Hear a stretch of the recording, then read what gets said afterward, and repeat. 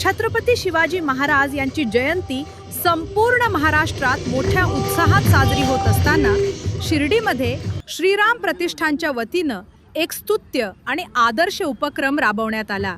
केवळ घोषणाबाजी न करता समाजाप्रती आपले उत्तरदायित्व जपण्याच्या उद्देशानं या प्रतिष्ठाननं विविध सामाजिक कार्यक्रमांचं आयोजन केले होते। शिर्डी शहराचं भाजप शहराध्यक्ष आणि नगरसेवक रवींद्र तात्या गोंदकर यांच्या मार्गदर्शनाखाली दरवर्षीप्रमाणे यंदाही श्रीराम नगर प्रभागात हा सोहळा पार पडला। कार्यक्रमाची सुरुवात छत्रपती शिवाजी महाराजांच्या प्रतिमेला पुष्पहार अर्पण करून आणि जय भवानी जय शिवाजीच्या जयघोषानं करण्यात आली। या उत्सवाचं मुख्य आकर्षण म्हणजे आयोजित केलेले रक्तदान शिबिर। यासोबतच सामान्य नागरिकांना शासकीय योजनांचा लाभ मिळवून देण्यासाठी विशेष कक्षांची स्थापना करण्यात आली होती। यामध्ये आधार कार्ड दुरुस्ती, नवीन पॅन कार्ड नोंदणी, आयुष्मान भारत कार्ड आणि ड्रायव्हिंग लायसन्स काढण्यासाठी नागरिकांना मार्गदर्शन व मदत करण्यात आली।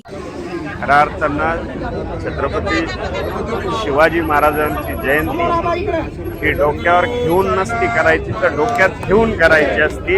हा विचार जोपर्यंत आजच्या तरुणांमध्ये रुजत नाही तोपर्यंत खऱ्या अर्थानं शिवजयंती साजरी झाली नाही असं मला वाटतं। या ठिकाणी आता तुम्ही बघताय जयंती निमित्तानं रक्तदान शिबिर आहे, घरगुती गॅस कसा वापरायचा आणि सुरक्षा कशी बाळगायची याचं अभियान देखील येत आहे। ज्या नागरिकांचे ड्रायव्हिंग लायसन्स तयार झालेले नाहीत ते कसे तयार करून घ्यायचे याची इथं आम्ही आमच्या मंडळातर्फे काही फी या 700-800 रुपये आमची फी भरणार आहोत।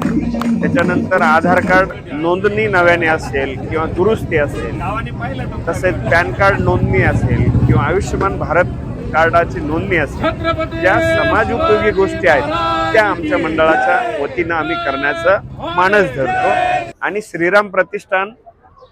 श्रीराम प्रतिष्ठान हे सातत्याने करण्याचा प्रयत्न करतात।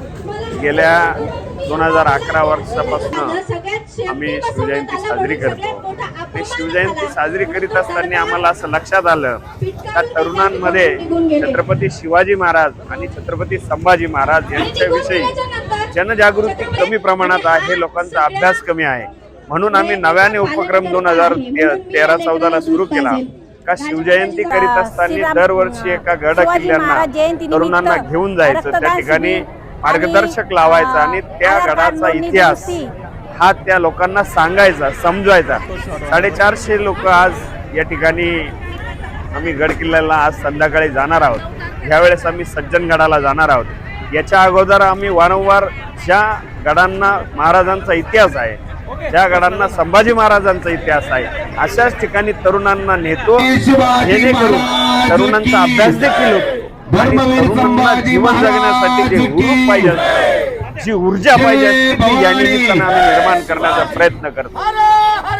खऱ्या अर्थानं शिर्डीत शिवजयंती करीत असताना बाबांनी दिलेली शिकवण सबका मालिक एक म्हणजे आणि आमच्या पक्षाचं धोरण सबका साथ, सबका विकास, सबका विश्वास और सबका प्रयास या निमित्तानं काम करण्याचा प्रयत्न करतो। म्हणून सर्व मान्यवरांना, सर्व जाती धर्माच्या लोकांना, सर्व पक्षाच्या लोकांना, सर्व तळागाळातील लोकांना बरोबर घेण्याचं या निमित्तानं आम्ही काम करण्याचा छोटासा प्रयत्न करतो।